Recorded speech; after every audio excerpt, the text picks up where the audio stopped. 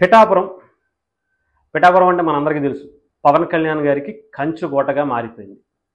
ఇక్కడ ఎవరు ఎన్ని కుట్రలు కుతంత్రాలు చేసినా, ఎన్ని కోట్లు గుమ్మరించినా పవన్ కళ్యాణ్ గారి గెలుపు నల్లేరు మీద నడకైంది. హ్యాపీగా పవన్ కళ్యాణ్ గారు జీవితాంతం ఆయన ఉన్నన్ని రోజులు పిఠాపురం పవన్ కళ్యాణ్ గారిది, జనసేన పార్టీది, ఇది రాసి పెట్టుకున్న పరిస్థితికి వచ్చేసింది.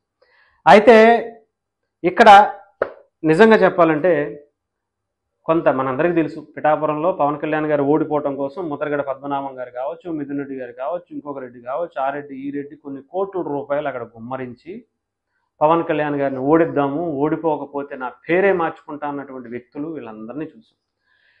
అయితే ఓకే, ప్రజలు పవన్ కళ్యాణ్ గారిని నమ్మారు. ఆయన నిజాయితీని చూపించాలి, ప్రజలకు ఒక మంచి నాయకుడిని పంపించాలి, అది పిఠాపురం ప్రజల ద్వారా వాళ్ళ నాయకులు ఎన్ని ప్రలోభాలకు పెట్టినా కూడా నిజాయితీగా పవన్ కళ్యాణ్ గారికి నిలబడి దాదాపు 70,000 మెజారిటీని అందించి పంపించారు అసెంబ్లీకి. ఆయన ఒక అద్భుత చరిత్రను సృష్టిస్తున్నటువంటి వ్యక్తి. ఇక్కడ వరకు పక్కన పెట్టుకున్నాం. ఇక్కడ పిఠాపురంలో టీడీపీ కేడర్, అలాగే జనసేన కేడర్, వీళ్ళిద్దరి మధ్య సాగుతున్నటువంటి యుద్ధ వాతావరణం ఎలక్షన్ ముందు నుంచి కూడా బయటపడుతూనే ఉంది. ఒకటి జనసేన పార్టీ నుంచి తంగెళ్ళ ఉదయ్ గారి వర్గం అని ఒకటి, ఇంకొక పక్క అక్కడ వర్మ గారు, మాజీ ఎమ్మెల్యేగా ఉన్నటువంటి వర్మ గారు, టీడీపీకి సంబంధించినటువంటి ఎక్స్ ఎమ్మెల్యేగా, ఆయన కూడా అడపా జనసేన పార్టీ మీద, ఆ పార్టీకి సంబంధించినటువంటి నాయకుల మీద అసహనం వ్యక్తం చేస్తూ కింద కొంత గందరగోళం సృష్టిస్తున్నారు అని చెప్పేసి జనసేన వర్గం కూడా బయటకు వచ్చి చెప్తున్నటువంటి మాటలు, పడుతున్నటువంటి గొడవలు అడపా కనిపిస్తూనే ఉన్నాయి. నిన్న వర్మ గారు చేసినటువంటి ఒక ట్వీట్ చాలా వైరల్గా మారింది. ఏంటి వర్మ గారు ఇలా చేశారు, అది కూడా ఏంటి ఆ ట్వీట్ అనేది ఒకసారి మీకు చూపిస్తాను. సోషల్ మీడియాలో ఆయన పెట్టినటువంటి ఒక వీడియోని పెట్టి, కష్టపడి సాధించిన విజయం ఇంతగా చాలా మంచి ఆనందాన్ని ఇస్తుంది అని చెప్పి ఒక వీడియో పెట్టి దానికి పైన ఒక స్లోగన్ పెట్టారు. ఇది ఆయన ట్విట్టర్ వేదికగా ఆయన సొంత హ్యాండిల్ నుంచి వచ్చినటువంటి వీడియో పోస్ట్ కూడా. అయితే ఏంటి సొంత విజయం అంటే, కష్టపడి సంపాదించింది ఏంటంటే పవన్ కళ్యాణ్ గారు కష్టపడలేదనే ఏమన్నా అనదలుచుకున్నారా, ఏంటి వర్మ గారి ఉద్దేశం అని చెప్పి చాలామంది ఆయన క్వశ్చన్ చేయటం, మాట్లాడడం ఇవి చేస్తే వెంటనే ఏం చేశారంటే ఆయన మళ్ళీ ఆ ట్వీట్ను డిలీట్ చేసి మళ్ళీ ఇంకో 2 ట్వీట్లు పెట్టి, ఇది నేను పెట్టలేదు, నా సోషల్ మీడియా అంతా కూడా వేరే హైదరాబాద్లో ఉండేటువంటి ఒక సోషల్ మీడియా మేనేజ్మెంట్ సంబంధించినటువంటి సంస్థ దీన్ని పెట్టింది, ఇది నా ప్రమేయం లేకుండానే పెట్టింది అని వర్మ గారు చెప్పుకొచ్చారు. నిజంగా అంటే వర్మ గారు చెప్పకుండా ఆ సోషల్ మీడియా ఎప్పుడన్నా పెట్టిందా? పెట్టలేదు కదా. మరి ఇప్పుడే ఎందుకు పెట్టింది? అసలు ఆయన రాసివ్వకపోతే ఆ ఒక్క లైన్ కనుక ఇన్ని సంవత్సరాలు చేయలేనటువంటి ఆ సోషల్ మీడియా మేనేజ్మెంట్ ఎందుకని ఇప్పుడు మాత్రమే ఆ ఒక్క మీడియా అదొకటే పెట్టింది? దీనివల్ల ఆయన చెప్పుకొచ్చింది ఏంటంటే, దానికి నాకు ఎటువంటి సంబంధం లేదు, వాళ్ళ మీద నేను గట్టిగా సీరియస్ అయ్యాను, అలాంటి పోస్టుకు నాకు ఎందుకు పెట్టారు అని చెప్పి నేను గట్టిగా మాట్లాడాను, వాళ్ళకి నాకు ఎటువంటి సంబంధం లేదు అని చెప్పుకొచ్చారు. అంటే చాలామంది ఆలోచన ఏంటంటే, ఏదో ఒక విధంగా ఇంకా ఆ గ్యాప్ తీసుకురావాలి. జగన్మోహన్ రెడ్డి గారు ఒక పక్క టీడీపీ జనసేన మధ్య గ్యాప్ తీసుకురావాలనే ప్రయత్నం చేస్తుంటే, వర్మ గారు కూడా పిఠాపురంలో ఏదో ఒక విధంగా గ్యాప్ తీసుకురావాలనే ప్రయత్నం చేస్తున్నారా అనే విధంగా కనిపిస్తుంది. ముఖ్యంగా చూసుకుంటే వర్మ గారికి పిఠాపురంలో రాజకీయ భవిష్యత్తు అనేది కనిపించట్లా.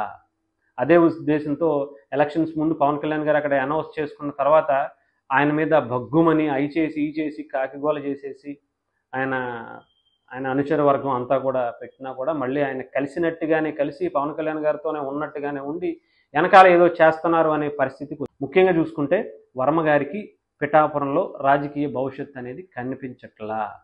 అదే ఉద్దేశంతో ఎలక్షన్స్ ముందు పవన్ కళ్యాణ్ గారు అక్కడ అనౌన్స్ చేసుకున్న తర్వాత ఆయన మీద భగ్గుమని అయి చేసి ఈ చేసి కాకిగోల చేసేసి ఆయన అనుచర వర్గం అంతా కూడా పెట్టినా కూడా మళ్ళీ ఆయన కలిసినట్టుగానే కలిసి పవన్ కళ్యాణ్ గారితోనే ఉన్నట్టుగానే ఉండి వెనకాల ఏదో చేస్తున్నారు అనే పరిస్థితికి వచ్చింది. ఎమ్మెల్సీ ఇస్తాను అని చెప్పేసి చంద్రబాబు గారి హామీతో ఆయన కొంచెం విరమించుకున్నారు. కానీ అయినా కూడా గెలిచిన తర్వాత అడపా ఏదో ఒక వివాదాలు, గొడవలు ఇవి కంటిన్యూ అవుతూనే ఉన్నాయి. కానీ మరి ఎందుకని ఇంకా వర్మ గారికి ఆ బాగా ఇంకా చల్లారలేదా?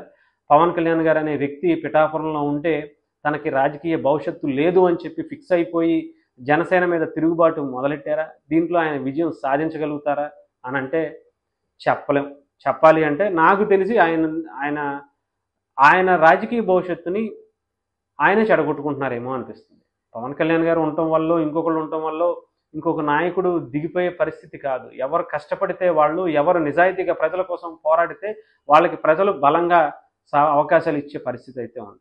ఎలాగో రేపు 29కి లేదా జమిలీ ఎన్నికలు వచ్చినా కానీ అసెంబ్లీ స్థానాలు పెరుగుతాయంటున్నారు. సో డెఫినెట్గా వర్మ గారు పక్క నియోజకవర్గం వెళ్ళి టీడీపీ అవకాశం ఇస్తే పోటీ చేసుకోవచ్చు.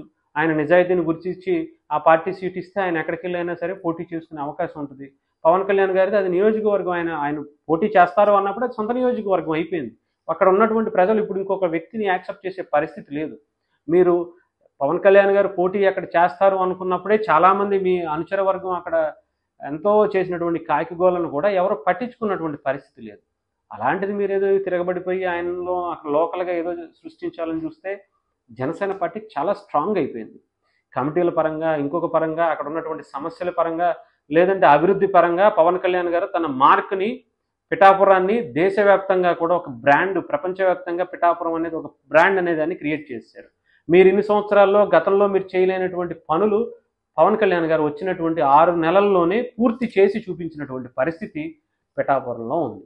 సో మీ రాజకీయ భవిష్యత్తుకి పవన్ కళ్యాణ్ గారు అనే వ్యక్తి ఎటువంటి అడ్డు కాదు, జనసేన అడ్డు కాదు. మీరు నిజంగా కష్టపడితే, మీరు నిజంగా కనుక మీరు కష్టపడి ఇంకొక చోట అయినా సరే మిమ్మల్ని ప్రజలు నమ్ముతారు అనుకుంటే కనుక వేరే నియోజకవర్గంలో అయినా సరే పని చేసుకోవచ్చు. లేదా అదే నియోజకవర్గంలో నేను పోటీ చేస్తాను, గెలుస్తాను, పవన్ కళ్యాణ్ గారిని తోసేస్తాను అనుకుంటే అది కూడా చాలామంది రెడీగానే ఉన్నారు అక్కడ. జనసేన పార్టీ వాళ్ళు కూడా మీ మీద కొంత గుర్రుగా ఉన్నట్టుంది. మరి అది వాళ్ళ ఇంటర్నల్గా కూర్చోబెట్టి మీ పరిస్థితులు ఏంటి, మీరేంటి, నేనేం చేశా అంటే ఇంతమందికి నామినేటెడ్ పోస్టులు వచ్చాయి కానీ వర్మ గారికి ఇవ్వాల. పోనీ వేరే వాళ్ళు ఎవరికైనా ఇచ్చారంటే అది ఇవ్వాల. పోనీ ఎందుకని వర్మ గారిని పక్కన పెడుతుంది టీడీపీ కేడర్ అనేది, టీడీపీ కేడర్తో లేదంటే చంద్రబాబు గారితో కూర్చొని తేల్చుకోవాలి. కానీ నేను ఒక్కడనే పవన్ కళ్యాణ్ గారిని గెలిపించాను, నేను ఒక్కడనే ఇది చేశానంటే కొన్ని లక్షల మంది ఇతర దేశాల నుంచి, ఇతర రాష్ట్రాల నుంచి పవన్ కళ్యాణ్ గారి గెలుపు కోసం పిఠాపురంలో ఇంటింటికి తిరిగి వాళ్ళ ఉద్యోగాలు వదిలి లీవులు పెట్టి ఇక్కడికి వచ్చి ఇంటింటికి నడుచుకుంటూ తిరిగి ప్రచారం చేసినటువంటి వ్యక్తులు ఉన్నారు.